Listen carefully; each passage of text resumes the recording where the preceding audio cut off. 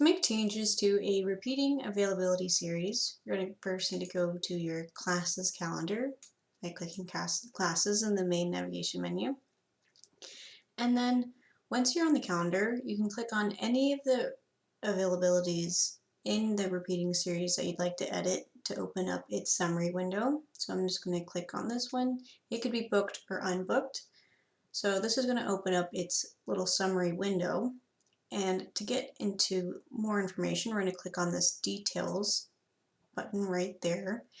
So you can see this is specifically for this one availability that we clicked on. But if you scroll down here, you'll see there's a scheduling note, and this will only be found on availabilities that are a part of repeating series. So to edit this entire series, we're going to click on this repeating series link, which is going to open up the detail page for this entire series. You can see this is a little bit different. It says here series start date, and then it has the information that was saved when this availability was originally created. So to edit this availability, you're going to click Edit Details here. One thing to note is that edits made in this window will only impact unbooked sessions that are a part of this series. So any booked availability, so one or more cases on the roster, will not be affected by this editing of the entire series. That's to prevent any issues with notifications that have already been sent out to the student.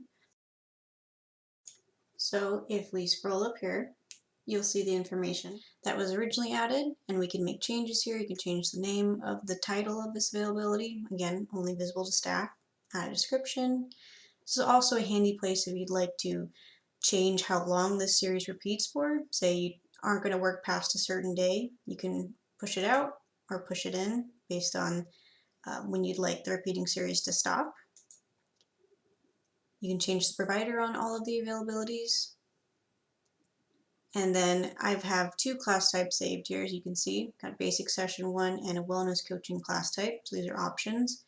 And I'd like to make changes to these class types. So to account for our more recently added in-person event option and our virtual event options, I'm going to check this because I'd like to give the provider or the student the option to pick either a virtual or in-person event for this session.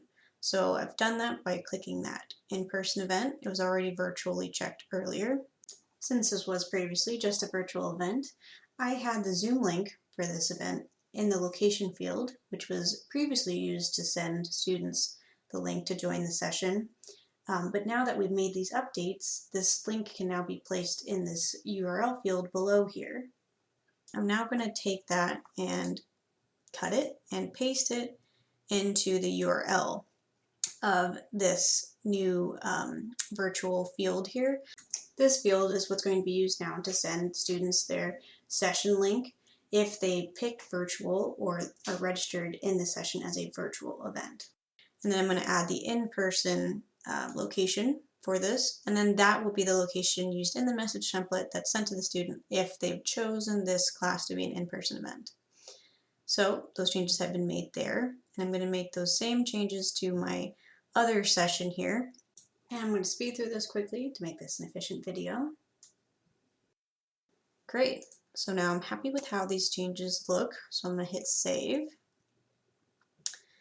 And then if we go back to our calendar by clicking availability there, if we click on a different availability that's a part of the series and click on the details page, you can see now that if we scroll through this here, we've made those changes. So Old Main is now the in-person location, and the meeting link now appears in the URL field for this availability. Something of note, like I mentioned earlier, to go back to availability, editing a repeating series will not make any edits to booked sessions. So if we click into this session, which is a part of the repeating series, I'm going to click details here. You can see here from a repeating series, and now there's a new note that says there's been changes made to that series. But if we look at this series, this availability itself, and click on roster, you can see there was already a student on the roster. We click back to info. You can tell that the location hasn't changed and that URL link hasn't appeared here, and that's because there was a student on the roster. This is to prevent any issues with messaging that's already been sent out to the student. To see how to edit a booked availability that's a part of a series, please check out the next section in our solution article on editing availabilities.